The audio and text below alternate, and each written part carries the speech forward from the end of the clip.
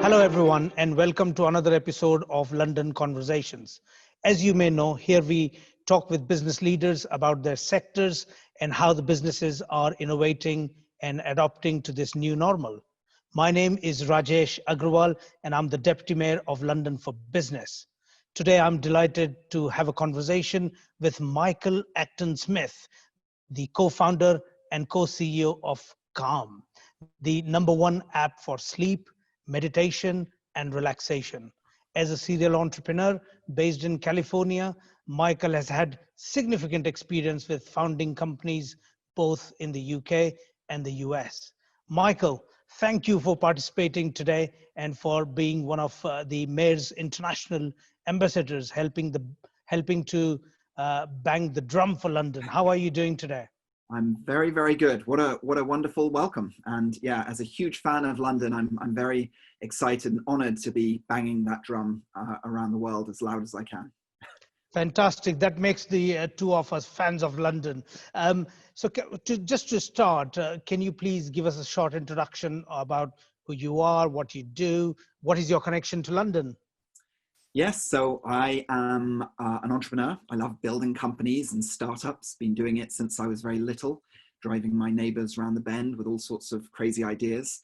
I created Firebox about 20 years ago, selling gadgets and toys and games, still going strong now. Then created the wonderful world of Moshi Monsters, the children's online world, which was a fantastic adventure, and that's still going strong now too. But my big passion at the moment is Calm. I don't know if you can see it behind me as I sit here in the mountains on my little canoe. And Calm helps the world become happier and healthier. You know, we're leading always on accelerated lives. Stress has been such a massive issue in Western societies. And Alex Chu, my co-founder, and I wanted to create a company that helped address that. And it's been an amazing adventure. What a fascinating venture you have with Calm, and we've all heard of Calm. I remember it was the app of the year in the Apple App Store. And there's so much uncertainty in the world right now with regards to coronavirus pandemic, and there's so much that we have all learned. As a founder, what have you learned? What do you take away? What's your top learnings? Many things. I think, one of the fascinating things about this pandemic is it's caused a lot of people to slow down and to reassess and almost to reset, to recalibrate their lives, whether it's their relationships, whether it's their work, whether it's their, whatever it might be. And I think that's valuable because many people were sleepwalking through life. And I think this period has been a little bit like resetting a computer. You know, when you do that, it comes back on and everything reboots. And so I've had so many fascinating conversations with people that are taking, as difficult as this period has been and challenging for so many people, trying to find the silver linings and the positive elements going forward. So for me and my business personally, we have seen a huge surge. I think the momentum and interest in mental health was growing before COVID, but it just spiked through the roof, in March onwards, and everyone is recognizing that it's important to look after our physical health, but it's just as important to look after our mental health, to manage our stress, to improve our resilience, to get good sleep. And so, yeah, we've seen a big surge in downloads and interest in everything that we do at Calm. Well, talking about surge, I mean, tech companies are certainly doing very well at the moment. And as the business grows, it's a big challenge for most entrepreneurs. So what kind of advice would you give to founders who are looking to grow and scale their company, especially in the current times? Yes, it's not easy. And I think you have to, good entrepreneurs adapt and evolve to the situations. And we've seen many entrepreneurs who have twisted and pivoted and shaken up their businesses for this new world that we face. One of the big shifts that we made is to become a remote first company. So we did have our headquarters in San Francisco. It's a fascinating place to be based, but it has challenges as well. It's a very expensive city to live in. yeah, we decided now that we could hire people and have them work wherever they want around the world. And I think that's exciting because it means we can hire a more diverse workforce with new perspectives and new ideas and new nationalities. I've been so surprised at how more productive we are as a team. There are so many tools, from Zoom to Slack to Asana, that enable remote first workforces to work effectively. So that's been a big step for us. Unfortunately, that's not available for all types of businesses. We're very fortunate with our digital product, but yeah, that's been a big shift and a successful one for us at Calm.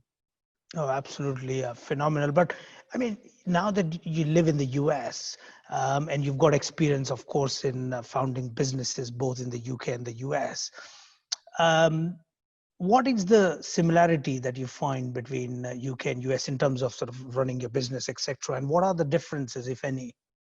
Yeah, so I mean, on that issue of where I live, I've spent most of my life in London, lived in Soho for many years. It's where Alex Chu, my co-founder, and I came up with the idea of Calm, in the very uncalm streets of Soho.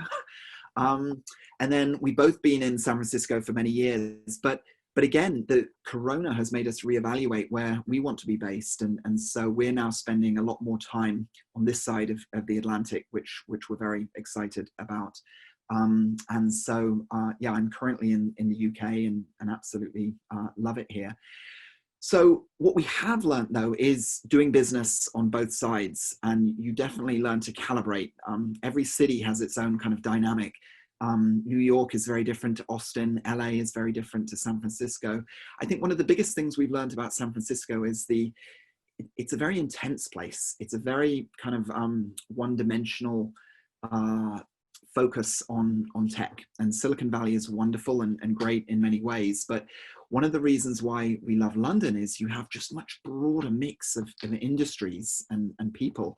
There are people working on finance and creative businesses, and fashion and brand is important. And I love that mix. I think it creates sort of a different type of business. So yeah, that's been one major learning. Well, one of the things when people ask me that, I say London is like New York, LA, San Francisco, Washington, DC, all in one place. New York because we are the financial capital of the world, Washington, DC because we are the political capital of the country, San Francisco because that's where we've got the talent, LA because we've got the amazing creative industry, and also Boston with the life sciences industry. We've got a phenomenal life sciences and health tech companies based here in London. Talking about the mental health tech companies, how do you see the future of these mental health tech startups as they develop in London and globally? Yes, there's been a huge surge in them recently. And just a few years ago, meditation and mindfulness and mental health wasn't really taken that seriously. And we saw a tipping point around 2017, and it's just been extraordinary growth since that point. So there's a very healthy ecosystem now of mental health startups. Investors are very happy to invest. And it's everything from companies like Calm and Headspace and others that are creating apps through to coaching businesses and remote therapy businesses. There are companies creating physical spaces that you can go and see therapists. So there's a big range of mental health companies. And I think it's fantastic because there will be multiple billion-dollar winners and companies that can build significant financial value. But more importantly, this will help the world in so many positive ways, reducing anxiety, helping people improve their sleep, reducing depression, which is a massive issue globally, and suicide. So this is one of the great sectors where you can build a successful business and do a lot of good for the world. Ultimately, the purpose of technology is to improve your quality of life, bring you more happiness, and not to create more stress. But also, if technology can create challenges, it can also help in addressing those challenges, much like your app is doing. So are there any new initiatives, anything you'd like to flag, any exciting initiatives that are coming up? Yes, so we're always trying to come up with new ideas at Calm. We started as a meditation app, but then evolved and added sleep. And we have these sleep stories that have been very, very popular. We worked with everyone from Matthew McConaughey to Harry Styles recently, who created a very, very successful sleep story.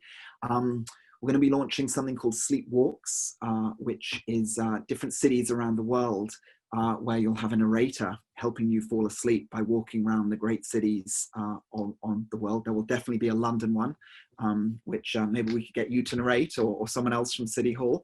So that would be great. And then we have a big growing business to business division. We saw massive growth during Corona of companies looking for ways to support their remote staff.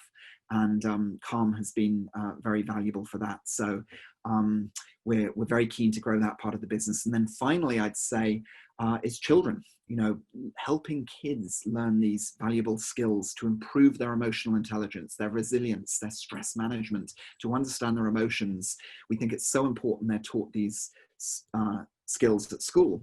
And so we're about to launch something called Calm for Schools, where we give Calm free to every teacher in the world to develop these practices and then bring them into their classrooms. So we're very excited about that. So look, Michael, we've taken enough of your time, but you've got lovely background, very different to my background here.